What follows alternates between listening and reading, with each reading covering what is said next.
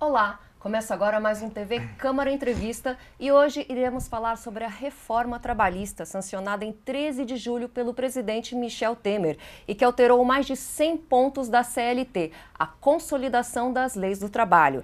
Essas mudanças afetarão a rotina dos trabalhadores brasileiros em itens como o fim da obrigatoriedade da contribuição sindical, férias parceladas em até 3 vezes, demissão em comum acordo, entre outros quesitos. E para falar melhor sobre eles, eu converso agora com o vereador Paulinho dos Condutores do Partido da República, o PR, e Guirá Borba, diretor do Sindicato dos Metalúrgicos de São José dos Campos e região. Sejam bem-vindos ao TV Câmara Entrevista. Obrigada pela presença de vocês. Guirá, você é diretor do Sindicato dos Metalúrgicos de São José dos Campos e região. E a gente está hoje com a greve da Sherry, que está há mais de 26 dias, não é isso? Isso. Qual o motivo da greve e qual o motivo da demora de se chegar a um acordo entre trabalhadores e, no caso, dos empreendedores? Não, primeiro agradecer o espaço, Sibeli, da TV Câmara, para a gente estar podendo falar um pouco com a população da cidade dessa greve que, de certa forma, afeta não só os trabalhadores da Sherry, né, mas muito as famílias, os bairros. Eu acho que o pessoal tem comentado bastante dessa mobilização que a gente tem feito. E essa greve, na verdade, ela está intimamente ligada com o tema que nós vamos discutir hoje aqui, que é a questão da reforma trabalhista. Como tu bem disse no início, a reforma ela vai atingir o cotidiano dos trabalhadores. Eu acho que a gente vai poder conversar aqui um pouco mais durante a entrevista, que na verdade ela atinge para pior, né? Ela vem retirar direitos, diminuir direitos que foram conquistados pelos trabalhadores no nosso país durante muitos anos. A própria CLT, na verdade, ela trata de um desmantelamento da CLT, né? E essa greve que nós estamos fazendo hoje, que está, como tu falou, completando seu 26º dia, né, devido já a uma intransigência da empresa de não negociar com o sindicato, uma das principais reivindicações que a gente tem é o nosso acordo coletivo, né, que ele seja revalidado. Esse acordo coletivo, inclusive parte da reforma que a gente pode discutir é a questão do legislado ficar abaixo do negociado, ou seja, o acordo coletivo valer mais que a própria CLT, mais que a própria legislação. Ele, de certa forma, esse acordo coletivo que nós estamos reivindicando, essa revalidação nessa greve, ele protege o trabalhador de uma série de, digamos, maldades que estão embutidas nesse projeto, nessa reforma que foi aprovada lá em Brasília, né? Então, os trabalhadores lá da fábrica estão cientes assim, de que para a gente conseguir manter esses direitos que estão contidos na antiga CLT, digamos assim, né, antes da reforma, é fundamental essa revalidação do acordo. E a empresa não quer assinar de jeito nenhum, então não nos resta outra alternativa que a greve que nós estamos fazendo hoje. Tá, então deixa eu entender. Vocês estão em greve porque vocês estão contra esses itens da reforma trabalhista que vão falar sobre o acordo da coletividade com a empresa. Exatamente. Mas isso tem como chegar a um acordo? Porque isso já foi uma lei sancionada pelo presidente. Como é que vocês vão... Como é que seria essa negociação de vocês? Porque tá acima até da empresa, não estaria essa decisão por fazer alguma coisa em benefício alguma coisa assim que se assemelhe à antiga CLT. Sim. Não, para eu responder essa tua pergunta, eu vou ter que entrar um pouco no tema do que é essa reforma, né? Ela é uma alteração de mais de 100 pontos da CLT, mais de 100 itens da CLT. Um deles é a questão do legislado sobre o negociado, como eu já disse anteriormente. Como é que funcionava antes da reforma? Existiam parâmetros na CLT e que os sindicatos e as empresas poderiam negociar acima disso. Ou seja, qualquer benefício ou direito trabalhista que fosse superior ao da CLT poderia ser negociado. Abaixo disso não. Exemplo, está estipulado na CLT que o 13º salário, por exemplo. Os sindicatos e as empresas não poderiam colocar em um acordo coletivo o fim do 13º salário. Agora isso pode acontecer. Então, por exemplo, se um sindicato e uma empresa negociarem que não vai ter 13º salário, a empresa não é obrigada a pagar, mesmo que ela conste na CLT. Por isso que agora o negociado está valendo acima da lei, tá certo? Então, isso aumenta muito a importância do nosso acordo coletivo. Depois eu acho que a gente vai entrar um pouco na questão dos itens da reforma, mas um dos principais itens da reforma foi votado junto no texto da reforma, mas também já tinha sido um entendimento do Gilmar Mendes, né, lá no Supremo Tribunal Federal, através de uma súmula, de que as atividades fins da empresa poderiam ser terceirizadas. Até antes de acontecer essa aprovação, poderiam ser terceirizados aqueles trabalhadores que não necessariamente eram diretamente ligados à atividade principal da empresa. Por exemplo, eu trabalho numa montadora, poderia terceirizar a portaria, né, a cozinha, mas o trabalhador que trabalha diretamente montando os veículos não poderia ser terceirizado. E isso agora pode ocorrer pela legislação. No nosso acordo coletivo, no entanto, existe uma cláusula que proíbe a terceirização das atividades fins.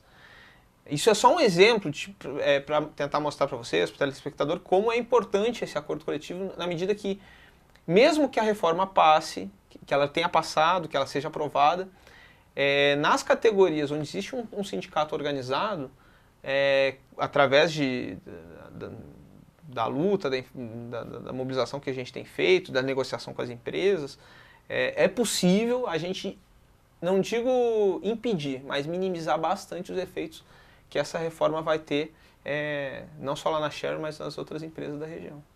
Certo, então vocês podem se organizar para tentar minimizar os efeitos de alguns pontos da nova reforma. Exatamente. Entendido. Como é que vocês dois são sindicalistas, né, o vereador também, como é que vocês veem agora a situação dos sindicatos, porque agora a reforma, a contribuição sindical vai ser opcional, né, não é mais obrigatória. Como é que fica a situação dos sindicatos no país? Tende a acabar, como é o que a gente está falando, ou eles tem uma saída, tem como se reorganizar para eles continuarem existindo? Queria ouvir a opinião de vocês dois. No meu ponto de vista, na realidade, de uns anos para cá, os sindicatos mais combativos, mais de luta, já não cobravam o imposto sindical dos trabalhadores, né? Exemplo, tá o Sindicato Metalúrgico, né? Que já faz anos, né, se não me engano, é o tempo que não cobra mais o imposto sindical, porque nós achamos o seguinte: o sindicato tem que mostrar trabalho, tem que ter luta, né? E o que acontece? O imposto sindical, ele é bom para alguns sindicatos, mas muitas vezes ele barra as lutas dos sindicatos, né? E hoje, com o fim dessa cobrança, a gente sabe que muitos sindicatos hoje podem até extinguir, né, que dependia disso, né, e que vai se perder muitos sindicatos aí, não vai ter condições, não vai conseguir tocar com as próprias pernas, mas né? Nesse caso você acha que seria positivo, porque alguns sindicatos que estão inativos, por exemplo, acabaria com a contribuição deles se eles não mostrarem serviço. Sim, eu acho que na realidade acaba, né, hoje com esse imposto sindical, muitos sindicatos são atrelados ao governo, né? Nós achamos que o sindicato tem que ser independente, né? Tem que trabalhar com as próprias pernas, né? Tem que fazer o seu trabalho na porta de fábrica, né? Para que com isso conscientize, né, a cabeça dos trabalhadores ser sócio, né? Eu acho que o sindicato ele tem que ser bancado pelo sócio. Com certeza, dessa maneira, eu tenho certeza que a luta vai ser muito mais, né? E a gente, nesse momento de crise aí, o ano que vem, eu acho que os enfrentamentos vão aumentar mais. Então, eu acho que muitos sindicatos vão ter que começar a se adequar com isso e fazer o trabalho na base, né, Guirá? Que é o que metalúrgico já faz muitos anos, que não recebe essa contribuição, né? Como que vocês sobrevivem? Então, o nosso sindicato, inclusive, ele faz uma campanha contra o imposto sindical, né? Durante, se eu não me engano, 10 anos, o nosso sindicato não recebia o imposto sindical. Infelizmente nós perdemos um processo judicial, eu acho que foi no ano de 2007, se eu não me engano, que o nosso sindicato começou a receber o imposto sindical, mesmo não querendo. Coisa louca, vocês recebem sem querer. Exatamente. E aí nós fazemos uma campanha na base da categoria e devolvemos a parte que vem ao sindicato, né? Porque para o sindicato de base, como é o sindicato metalúrgico, vem apenas 60% do valor do imposto. E aí nós devolvemos para aqueles trabalhadores que são sócios do sindicato esse imposto. Justamente, não que a gente não ache que o sindicato não precisa do dinheiro, muito pelo contrário. Inclusive a gente acha que o objetivo do governo com essa medida é enfraquecer os sindicatos, obviamente. Mas eu acho que o que o Paulo estava falando que está muito correto, que existem muitos sindicatos no nosso país que são os que a gente diz sindicatos de carimbo, que é aquele sindicato que só carimba a papelada e não atua de fato no dia a dia do trabalhador. E ele sobrevive com o imposto sindical. O nosso sindicato, para sobreviver, a gente depende dos sócios. A gente associa os trabalhadores, eles dão uma mensalidade. Não é obrigatória a associação, ela é voluntária. Então, o trabalhador só se associa com o sindicato quando ele se vê representado pela entidade. E é assim que a gente tem a nossa concepção de sindicato, né? O sindicato tem que ser financiado primeiro pelos trabalhadores e de forma voluntária. Até porque a gente sempre fala pro pessoal que quem paga a banda que escolhe a música que vai tocar, certo? Se nós recebemos um dinheiro do governo, que liberdade nós vamos ter para criticar, certo? Então, por isso que nós somos contrários ao imposto.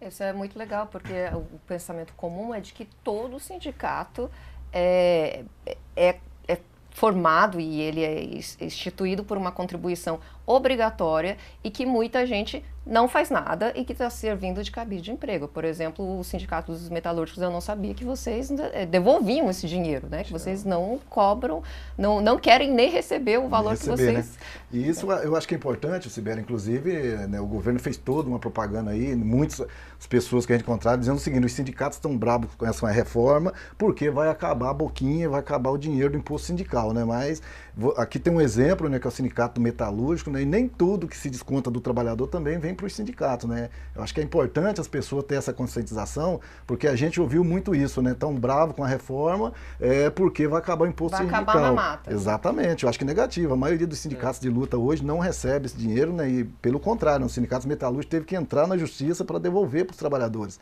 né? Então eu acho que isso é importante. Tem muitos sindicatos que é de luta, que recebe esse dinheiro, tem, porque muitas vezes a própria patronal chega a fazer uma pressão nos trabalhadores para que eles não fiquem sócios, né? E com isso dificulta muito.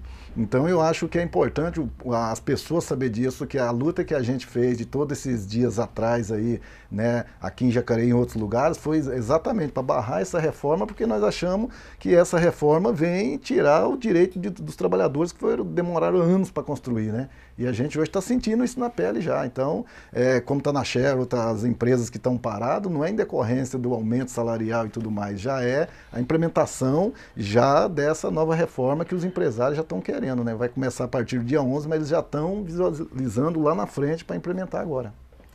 Certo. Supondo que os sindicatos acabem, e boa parte dos sindicatos então acabe, como é que fica em termos de processos trabalhistas? O trabalhador, ele quer processar a empresa, mas ele agora não tem mais um sindicato. Isso aqui eu estou falando em termos de futuro, né? Como é que ficaria isso? Vocês têm uma ideia como que a gente consegue visualizar essa situação?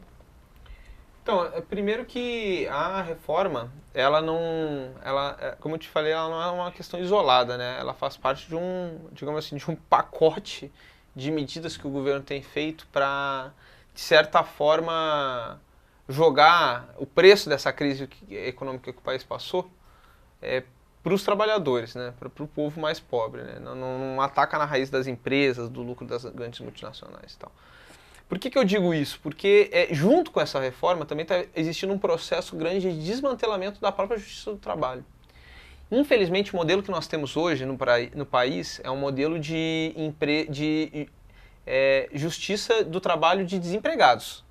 Porque o que acontece? O trabalhador ele só faz um processo contra a empresa que não está cumprindo determinada lei trabalhista quando sai da empresa, porque sabe que se entrar quando estiver trabalhando, vai ser demitido uma hora ou outra, né? Então, já começa por aí. Agora, uma das medidas que a reforma tem, que dificulta ainda mais o acesso, é a homologação fora do âmbito do sindicato, né? Você é demitido, o trabalhador é demitido, vai até o sindicato e o sindicato faz a sua homologação. Agora, ela pode ser feita diretamente na empresa. Por que isso dificulta? Porque quando existe uma irregularidade, por exemplo, nosso sindicato, o trabalhador ele foi demitido e tem alguma irregularidade, nós efetuamos a homologação dele, mas fazemos uma ressalva que depois judicialmente vai ser utilizada, pode ser utilizada num processo para questionar alguma prática que esteja errada por parte da empresa. Agora, com isso, com essa homologação fora do sindicato, vai dificultar muito o acesso, né? O trabalhador ele vai ficar na mão do empresário, se ele quiser homologar sem nenhuma ressalva, se ele quiser colocar uma cláusula na homologação que o trabalhador não vai poder acionar a justiça contra a empresa. Enfim, todo tipo de maldade vai ficar a cargo disso. O sindicato que seria, digamos, um escudo para o trabalhador não vai estar mais podendo atuar. O trabalhador vai ficar fragilizado, então, nesse sentido. E vocês acham que essa medida tem a ver em relação a tirar a sobrecarga hoje que está no judiciário? Porque hoje a gente sabe que um processo trabalhista pode demorar muito tempo. Ele pode, de repente, a pessoa está precisando receber uma indenização naquela hora e vai demorar um certo tempo aí para receber. E a gente sabe que as leis, os processos trabalhistas, eles são muitos, né? O montante que o judiciário tem para lidar com isso é uma sobrecarga. O fim da contribuição sindical vem para amenizar essa situação e deixar o judiciário menos sobrecarregado e poder dar uma certa agilidade, ou não? Isso vem realmente mais para dar uma otimização no trabalho, nos acertos e só tentar facilitar isso?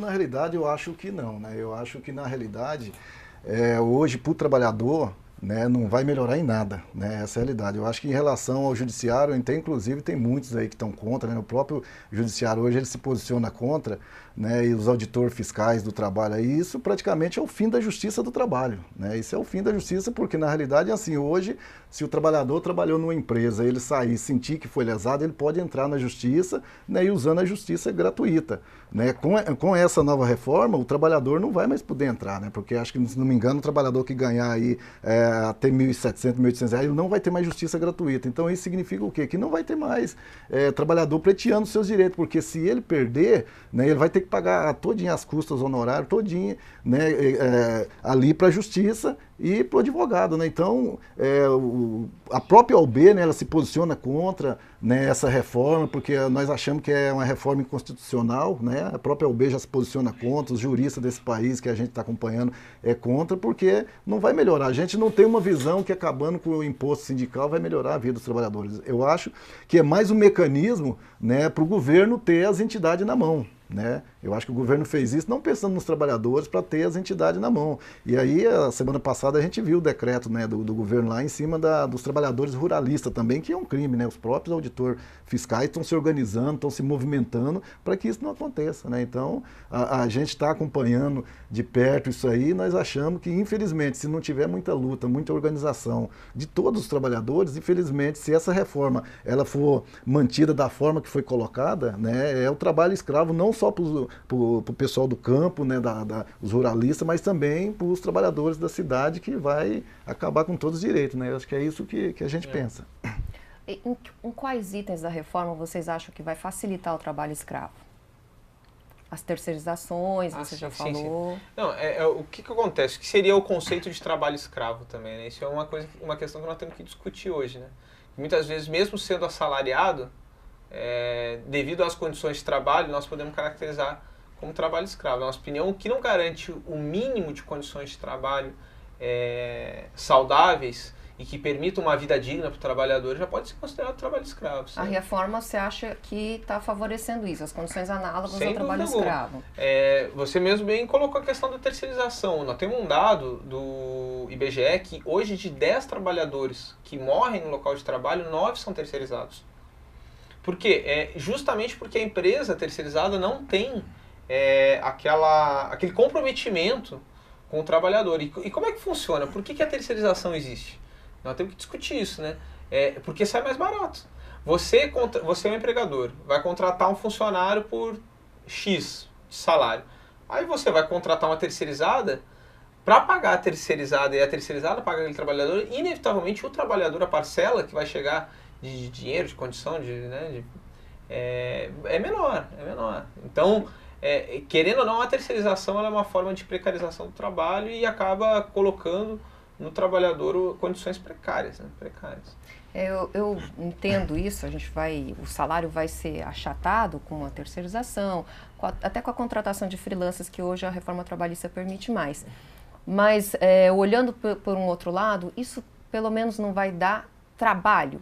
Assim, eu sei que não é o salário ideal, mas isso, olhando a situação do nosso país, que é uma situação de crise, que tem um desemprego forte, principalmente aqui na região do Vale do Paraíba, isso não vai pelo menos dar condições da pessoa trabalhar e ter um salário, ainda que eu sei que não é ideal, um salário mais baixo, mas vai ter condições de pelo menos conseguir um trabalho e fazer a subsistência da sua família? Essa questão que você tocou é a questão chave, na minha opinião, porque o governo, uma das principais propagandas que tem a reforma trabalhista é que isso geraria empregos. Aí eu queria fazer um raciocínio com você.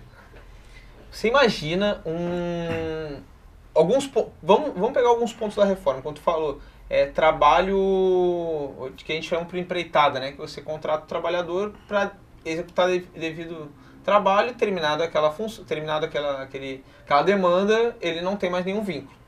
Isso é um ponto. Aumento da jornada, flexibilização e aumento da jornada.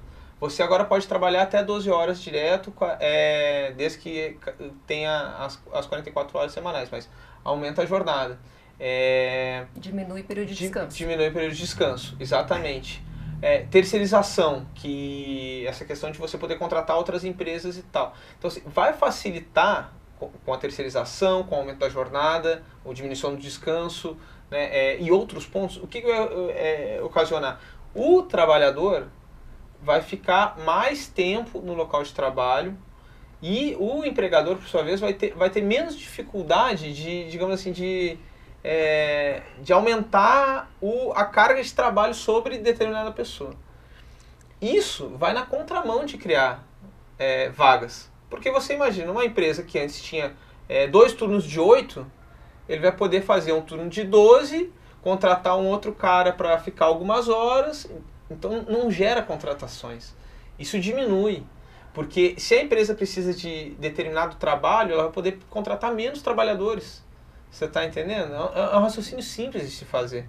Na medida que você consegue prender o trabalhador no local de trabalho mais tempo, vai diminuir vaga. À medida que você consegue contratar uma terceirizada, pagar menos para ele, você, em vez de contratar direto, não, você vai contratar terceirizado. Então vai na contramão do que o governo fala. Não gera, na nossa opinião, essa reforma não gera vagas. Ou seja, são 2 males. Uma gera menos emprego e outra sobrecarrega o trabalhador que está ali na ativa. Exatamente. Sobrecarrega, né? Vou dar um exemplo claro aí para você, né? Eu sou da categoria de condutores, né? O que acontece hoje? O motorista cobrador, ele vai trabalhar de manhã, né? E de manhã tem alguns carros extra, como tem à tarde, né? O que a empresa faz hoje? Ele vai de manhã, ele dá 2 viagens, ele faz 2 horas, aí ele volta no meio do dia, né? E esse intervalo que ele fica parado, ele não ganha. Aí ele volta no meio do dia, tipo meio-dia, 1 hora, trabalha mais 2 horas e quando é à tarde ele tem que voltar. Então isso significa, né, que esse trabalhador ele fica o dia inteiro à disposição da empresa, tá? E ele não ganha por isso, ele só ganha as horas que ele está trabalhando. Né? E isso já em muitas empresas já existe. Né? Hoje o que o governo está fazendo? Ele na realidade está concretizando aquilo que os empresários sempre quis, né? Que foi a reivindicação deles. Né? Você trabalha numa fábrica, você sai cedo da sua casa para trabalhar. Aí chega lá, se acabou a matéria-prima, né, o empresário vai te dispensar para você ir embora para sua casa, você não vai ganhar mais nada. Se você trabalhou 2 horas, você vai ganhar aquelas horas que você trabalhou. Né? E com isso o trabalhador vai ficar exposto, né? Com certeza vai aumentar os problemas de saúde dos trabalhadores, né? Porque aumenta, né? E aí vai haver todo um desgaste em cima do trabalhador. Né? Então a nossa visão é que não vai melhorar em nada. Né? O sistema que está entrando aí hoje no mercado de trabalho, dizer que é para melhorar o trabalho, que vai aumentar o número de emprego, eu acho que pelo contrário. Né? Hoje nós temos 14 milhões de desempregados, o ano que vem eu acho que nós podemos ter muito mais ainda em relação a essa questões dessas mudanças aí. E com o fim dos sindicatos vai aumentar ainda mais o contingente de pessoas no mercado de trabalho aqui no nosso país. Sim. Eu vou dar uma pausinha aqui na nossa entrevista. O TV Câmara Entrevista de hoje está falando sobre o impacto da reforma trabalhista com o vereador Paulinho dos Condutores e Guirá Borba. E a gente vai fazer um rápido intervalo, mas daqui a pouco estamos de volta já. Não saia daí, o TV Câmara Entrevista volta já.